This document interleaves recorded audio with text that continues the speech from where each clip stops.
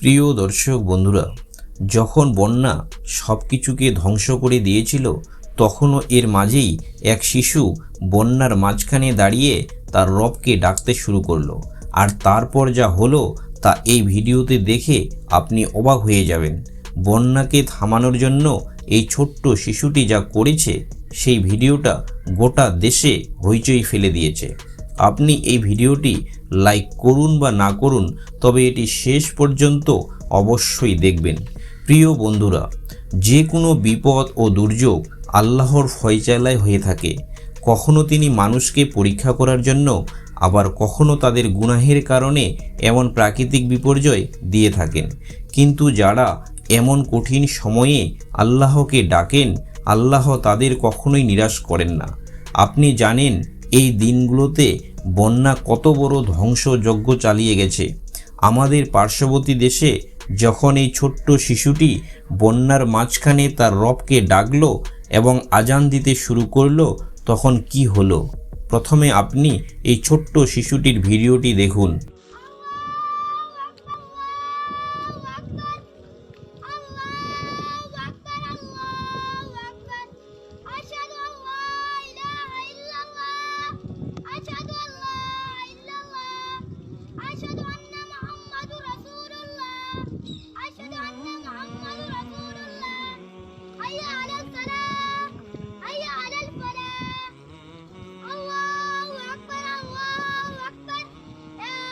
প্রিয় বন্ধুরা, আপনারা এই ছোট্ট ভিডিওতে দেখলেন একটি শিশু যে পানির মাঝখানে দাঁড়িয়ে আছে, আর চারপাশে দূর দূরান্ত পর্যন্ত বন্যা ধ্বংসযজ্ঞ চালিয়ে গেছে।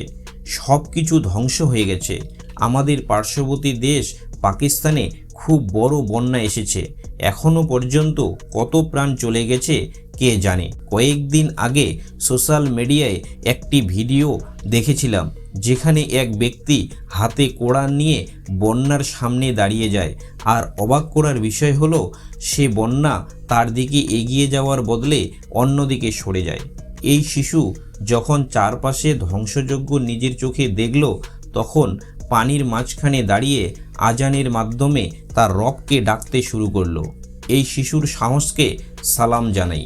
যেখানে বড় বড় মানুষ এই প্রাকৃতিক বিপর্যয়ের সামনে হার মানে, সেখানে এই শিশু মাঠে নেমে তার রবকে ডাকার সাহস পেল। বলা হয়, যখন আজান, ঝড়, বৃষ্টি সময় পড়া হয়, তখন আল্লাহ এই প্রাকৃতিক বিপর্যয়কে দূর করে দেন। আমাদের পার্শ্ববর্তী দেশ পাকিস্তান সহ ভারতেও প্রচণ্ড বন্যা ধ্বংসযজ্ঞ চালাচ্ছে। আর এখন আফগানিস্তান থেকে এক বড় বিস্ময়কর খবর বেরিয়ে এসেছে। সেখানে এক ভয়াবহ ও মারাত্মক ভূমিকম্প হয়েছে, যেখানে 8 শতাধিক মানুষ মারা গিয়েছে এবং হাজার হাজার মানুষ আহত হয়েছে। কে জানে বন্ধুরা, কেন কিছুদিন ধরে এমন প্রাকৃতিক বিপর্যয় আমরা এই দুনিয়ায় দেখছি, যা মানুষ কখনো ভাবেনি। এর কারণ কি, তা আল্লাহ তাআলাই ভালো জানেন। দোয়া করি আল্লাহ তাআলা তাদের উপর রহম করুন এবং তাদেরকে পরিপূর্ণ সাহায্য দান করুন। আর এই বিষয়ে আপনারা কি মনে করেন তা আমাদের নিচে কমেন্ট বক্সে অবশ্যই জানাবেন। ভিডিওটি ভালো লেগে থাকলে লাইক করুন এবং এমন ভালো ভিডিওর জন্য চ্যানেলটিকে অবশ্যই সাবস্ক্রাইব করুন। আল্লাহ হাফেজ।